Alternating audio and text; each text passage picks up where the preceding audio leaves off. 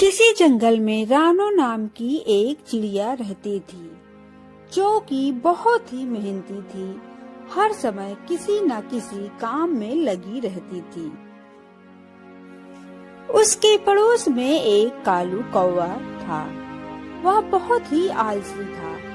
वह हर वक्त आराम करता रहता था। जंगल में बारिश न होने के कारण दाना पानी की बहुत कमी हो गई थी। फिर एक दिन रानो चिड़िया को ख्याल आया कि क्यों ना जंगल की खाली जगह पर गेहूं बोया जाए। इससे मेहनत तो होगी, लेकिन खाना आसानी से मिल जाएगा। मैं अकेले इसे शायद ना कर पाऊं। क्यों ना मैं अपने पड़ोसी कालू कौवे को अपने साथ कर लूं। इससे मेरा काम भी आसान हो जाएगा और कौवे को दाना भी मिल जाएगा। और रानो कौवे के पास जाती है। कौवे भैया, क्या तुम देख रहे हो? जंगल में दाना बिल्कुल खत्म हो जा रहा है। हाँ, मैं देख रहा हूँ, ऐसा ही है। बल्कि मुझे भी तो आज 2 दिन बाद दाना मिला है और अभी अभी खाया हूँ। कहीं तुम मुझसे दाना उधार तो लेने नहीं आई हो? नहीं कालू भैया, मुझे पता है मुझे तुम्हारे घर से क्या ही मिलेगा। तुम तो खुद अपने लिए बहुत ही मुश्किल से दाना ढूंढते हो। तुम्हें पता है कालू भैया, मैंने कुछ नया सोचा है। नदी के किनारे कुछ जमीन खाली पड़ी है। अगर तुम मेरा साथ दो तो मेरे पास भी कुछ दाने पड़े हैं और हम वो दाने जमीन पर बो देंगे। इससे हमारे पास खाने की कोई कमी नहीं होगी। बात तो तुम्हारी बिल्कुल ठीक है। काम तो हम मिलके कर लेंगे और जो फसल होगी हम आधी आधी बांट लेंगे। मुझे मंजूर है। तो फिर चलो आज हम जमीन को नरम करते हैं, क्योंकि बीज नरम जमीन में ही उगता है। ऐसे अचानक से तुम मुझे बता रही हो? ऐसा करो रानू चिड़िया, जमीन तुम जाके नरम कराओ। बाकी सारे काम मैं तुम्हारे साथ मिलकर करवा लूंगा। अगर तुम्हें कुछ काम है कालू भैया तो ठीक है, मैं जमीन को अकेले ही नरम कर लेती हूँ। लेकिन कल बीज बोना है, तुमको साथ में चलकर बीज बोना होगा। हाँ बाबा, पक्का। कल मैं जाकर खुद ही सारे बीज बो दूंगा। और फिर चिड़िया अकेले ही जमीन को नरम करने चली जाती है। सख्त गर्मी में रानो चिड़िया बिना धूप छां की परवाह करते हुए सारा दिन जमीन को नरम करती है। सारा दिन काम करने की वजह से वह थक कर घोंसले में आते ही सो जाती है और सुबह जल्दी उठकर उसके पास जो दाने थे उसको लेकर कौवे के पास जाती है। आओ रानो चिड़िया, मैं तुम्हारा ही इंतजार कर रहा था। कल मैंने सोचा कि मैं तुम्हारे पास आऊं, लेकिन धूप इतनी ज्यादा थी कि मैं ना आ सका। जमीन तो तुमने अच्छे से नरम की है ना? क्योंकि उसमें आधा हिस्सा हमारा भी तो है ना? मजाक तो अच्छा कर लेते हो कौवे भैया। वो तो मैंने बहुत ही अच्छे से नरम कर ली है, लेकिन आज भी काम बहुत ज्यादा है। दानों को जमीन पर बोना है। ये कोई बड़ा काम थोड़ी ना है। मेरे दादाजी जब जिंदा थे तो मैं उनके साथ अक्सर ये काम करने जाता था। वो बहुत अच्छी तरह से दाना बो लेते थे। मैंने उनसे बहुत अच्छे तरीके से सीखा है। फिर कौवा जैसे ही चलने को सोचता है, उसकी नजर सूरज पर पड़ती है। सूरज सुबह सुबह ही आग बरसा रहा था। फिर कौवे की नीयत खराब हो जाती है। रानो चिड़िया, तुम चलो, मैं तुम्हारे पीछे आता हूँ। छम छम करके आता हूँ, काव काव करके आता हूँ। और रानो चिड़िया फिर से अकेले ही चली जाती है और जमीन के पास पहुंचकर वो एक एक दाना बहुत ही अच्छे से जमीन पर बोती है। वो एक एक दाना लेती और जमीन पर कुछ कुछ दूर पर जाके बो देती और वो पीछे मुड़कर भी कौवे को देखी जा रही थी कि कौवा आ रहा है या नहीं। रानू चिड़िया ने सारे दाने बो दिए और दाने बोते बोते शाम हो गई, लेकिन कौवा नहीं आया और रानू थक हाकर शाम को घर वापस लौट आती है और कौवा सामने ही बैठा था। रानू, मुझे माफ करना, मैं आ न सका। जैसे तुम यहाँ से गई, मेरे सर में अचानक से बहुत तेज दर्द शुरू हो गया और मैं आ न सका। लेकिन देखना, कल मैं खुद ही तुम्हारे पास आ जाऊंगा और तुम मुझे कल का काम बता देना और हो सका तो मैं कल अकेला ही काम कर आऊंगा। चलो ठीक है, मैंने तुम्हारी बात मान ली। होगा तुम्हारे सर में दर्द, भला तुम झूठ क्यों बोलोगे।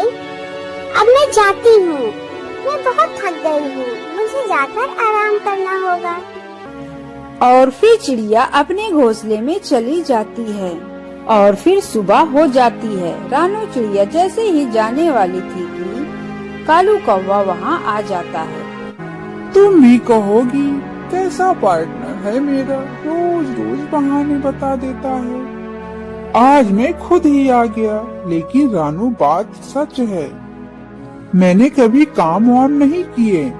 सब बच्चे हंसेंगे मेरे ऊपर अगर मैं तुम्हारे साथ चलूंगा तो। तुम आगे चलो, मैं दूसरे रास्ते से छम छम करता काका करता आता हूँ, इससे मुझे कोई देख भी नहीं पाएगा। मैं किसी की नीयत पर शक नहीं करती, तुमने जो कहा वो सच ही होगा। लेकिन कालू भैया आज आ जाना, आज दानों को पानी देना है। हाँ हाँ, क्यों नहीं, मैं जरूर आऊंगा। अरे मुझे भी तो फिक्र है अपनी फसल की। और चिड़िया फिर चली जाती है और वह नदी से पानी लेती अपनी चोंच में और जहाँ जहाँ उसने बीज बोए थे वहाँ वहाँ पानी गिराकर जमीन को नरम करती और वह बार बार कौवे की राह देखती, लेकिन कौवा नहीं आया और काम करते करते रानू चिड़िया को शाम हो जाती है। सारा काम करके वह फिर से अकेले वापस चली जाती है।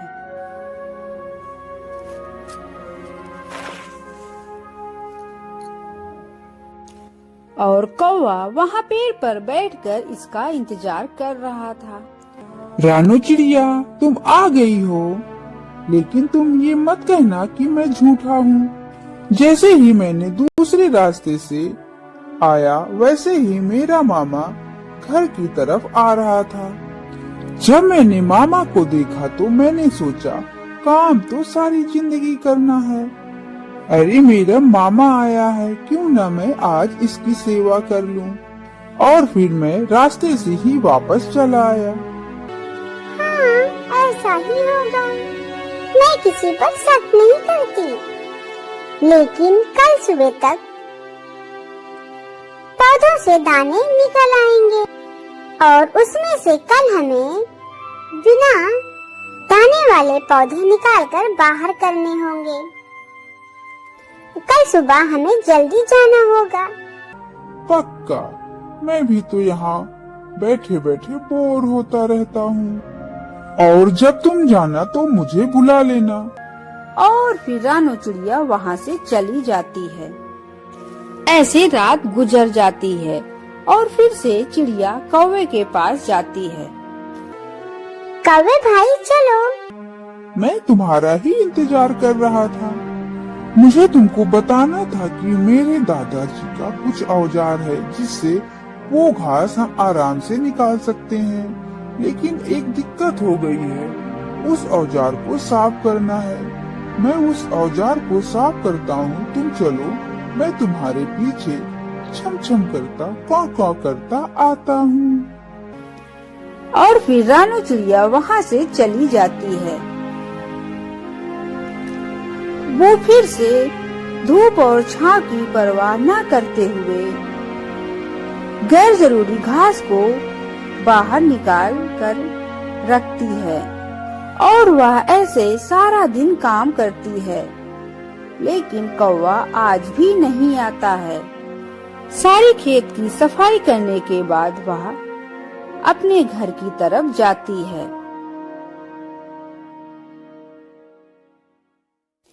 जब चिड़िया वहां पहुंचती है तो कौवा आराम से वहां लेटा रहता है और कुछ न कुछ बहाने ढूंढ रहा था। उसके बोलने से पहले ही चिड़िया बोलती है, धूप में काम करना मुश्किल है ना, इसीलिए तुम नहीं आए वहाँ। नहीं नहीं, ऐसा नहीं है चिड़िया रानी। मैंने तो ये सोचा कि फसल तो उगाई है, अब इसकी कटाई भी करनी होगी। अगर हम दोनों एक साथ धूप में काम करते तो हम दोनों एक साथ बीमार हो जाते, तो कटाई फसल की कौन करता। बस यही सोचकर मैं वहाँ नहीं आया। ऐसे ही कुछ दिन गुजर जाते हैं। कौवा भी बहुत होशियार था। वह जानता था कि अब फसल तैयार हो गई होगी। वह खुद ही रानू चिड़िया के पास जाता है। रानू चिड़िया, कटाई कब करनी होगी फसल की? मेरे दादा के हिसाब से तो कटाई आज या कल हो जानी चाहिए। कौवे भैया, ये हिसाब तो तुम्हारा बहुत ही पक्का है। फसल की आज ही कटाई करनी है। मैं इसीलिए तो आया था। अब ये ना कहना कि मैं फिर से कोई बहाना बना रहा हूँ। वो मेरे दादाजी की एक दराती पड़ी हुई है जिससे फसल काटते हैं। थोड़ा वो तेज नहीं है। मैं सोच रहा हूँ उसको मैं तेज कर लूँ। तब तक तुम चलो, मैं तुम्हारे पीछे छम छम करता कौ करता आता हूँ। हाँ, वो दराती तो बहुत जरूरी है। तुम उसको तेज कर जल्दी आ जाना। और फिर रानू चिड़िया चली जाती है।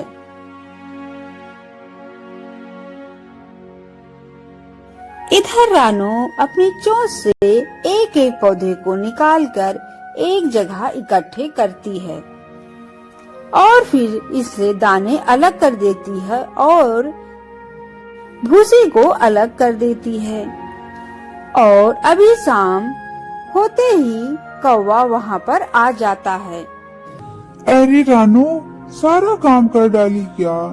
शायद मैं थोड़ा लेट आया, लेकिन मैंने सोचा अगर आज भी न गया तो रानू फिर से मेरा विश्वास नहीं करेगी। मैंने देखा कि बादल बहुत तेज से आ रहे थे, इसीलिए मैं वहाँ से भागा। छम छम करके कां करके मैं तो भागता ही आया। तुमने इतनी मेहनत की है, कहीं अनाज बारिश से खराब न हो जाए। तुम थक गई होगी ना, आखिर फसल को बांटना भी तो होगा। ये काम मैं कर देता हूँ। और ये काम तो मेरे दादाजी ने मुझे बहुत अच्छे से समझाया हुआ है। और फिर कौवा जल्दी से दानों पर बैठ जाता है। ये दाना मेरा और भूसे तुम्हारे, क्योंकि तुमने ज्यादा मेहनत की है तो कम वाला भाग मैं ले लेता हूँ और ज्यादा वाला तुम। रानू हैरान होकर कौवे की तरफ देखती है। कौवा थोड़ा गुस्सा भी दिखाता है। अरे रानू, जाओ जाओ, अपना सामान भी बटोर कर रखो, बारिश बहुत तेज आने वाली है। बेचारी रानू चिड़िया अपने भूसे के पास बैठ जाती है और फिर अचानक से बारिश होने लगती है।